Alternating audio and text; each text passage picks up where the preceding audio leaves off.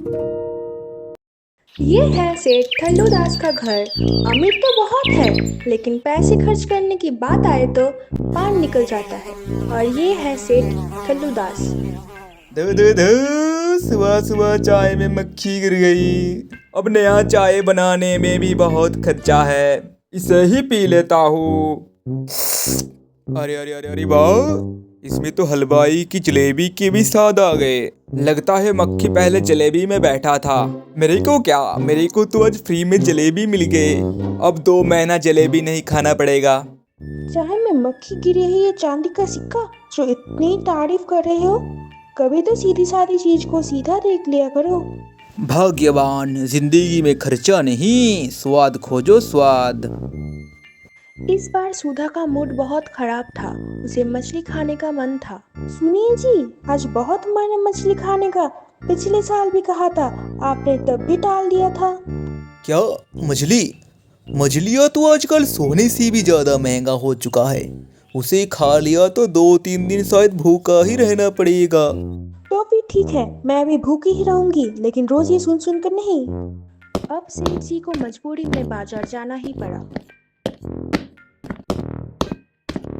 भैया, ये मछली कितने की दे रहे हो भैया? अरे बहुत सारी वैरायटी है, बहुत सारी। आपको कौन सी वाला चाहिए बताओ। तुम वो छोटी वाली मछली का बताओ कितने का है। छोटी मछलियों का तो 200 रुपया लगेगा। हाँ, क्या 200 रुपया? ये मछली है या सोने का ईंट? जाइए जाइए, जहाँ से फ्री में मिलेगा वहाँ से पकड़ लीजिए। हाँ, वैसे भी मेरे को पहले से ही पता था तुम कुछ खरीदोगे ही नहीं। सेठ को आइडिया आया कि चलो नदी से फ्री में पकड़ लेंगे। अरे वाह, ये हुई ना बात। अब असली सेविंग्स का टाइम है। लेकिन सेठ तो भूल ही गया कि उसे तैरना आता ही नहीं। बचाओ भगवान, बचा लो, अब मछली नहीं चाहिए। अब तो मेरी जान बचा दो भगवान। 101 बम्भनों को मैं खाना खिलाऊंगा। बचा लो भगवान। लगता है मैं थोड़ा ऊपर आ गया, लेकिन जोश जोश में 101 बोल दिए। हे भगवान, 101 तो नहीं, पर 91 बम्भन को जरूर खाना खिलाऊंगा। अरे अब तो मैं बहुत ऊपर आ गए। 91 तो कुछ ज्यादा ही बोल दिया लगता है। कोई ना, 21 को तो खिला ही दूंगा। जैसे जैसे सेठ ऊपर आ रहा था, मिन्नतें उतनी ही कम होती जा रही थी। लगता है 21 कुछ ज्यादा ही बोल दिया। 11 बाम्भन को तो खाना खिला ही देंगे। अरे अब तो मैं ऊपर आ गया हूँ। 11 को नहीं, 1 को तो खिला ही देंगे, वो भी आधा पेट। सेठ जी तो बच गए। अब ढूंढने लगे कि ऐसा ब्राह्मण जो कम खाए। इस गांव में भी नहीं मिला। सब एकदम भुक्कड़ है, भुक्कड़। अरे कम खाओ, शरीर भी ठीक रहेगा। कौन समझाए इस बुद्धू लोगों को। अरे मिल गया, ये तो एक दुबला पतला पंडित है। शायद ये खाना भी कम खाता होगा। जाके इसे ही बोल देता हूँ। पंडित जी, वो एक बात पूछनी थी आपसे। आप एक बार में कितना पूरी खा लेते हो? लगता है आदमी बहुत ही कंजूस है, इसका तो मजा लेना ही पड़ेगा। सेठ जी, मैं बस 2 ही पूरे खाता हूँ। 3 पे तो मेरी आंखें नींद से बंद हो जाती हैं। अभी मेरी मेहमान हो। कल 9 बजे से पहले आ जाना मेरे घर में खाने के लिए। मुझे दुकान जाना पड़ता है उसके बाद। ठीक है सेठ जी, जैसे आपकी इच्छा। अगले दिन पंडित जी नहीं आए। सेठ दुकान चला गया। पंडित जी तो अभी तक नहीं आए।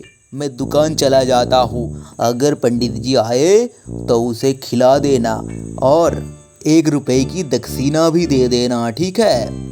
हाँ हाँ, मुझे तो और कुछ आता ही नहीं, बस सेवा करना। दोपहर के समय पंडित जी आए। सुधा ने उनका बहुत अच्छे स्वागत किया।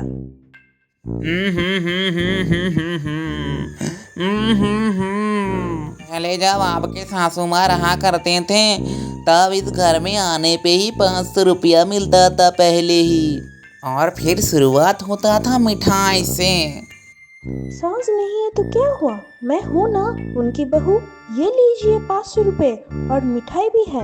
अरे अरे स्वर्ग नहीं, ये तो धरती का दरबार है।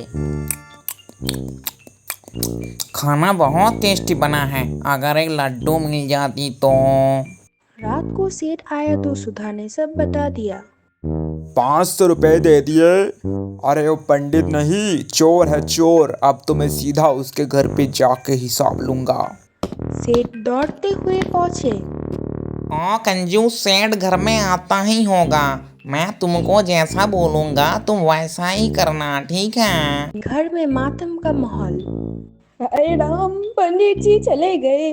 आपके घर से खाना खाकर लौटे और बस उल्टी पे उल्टी, उल्टी पे उल्टी, और फिर राम नाम सत्य।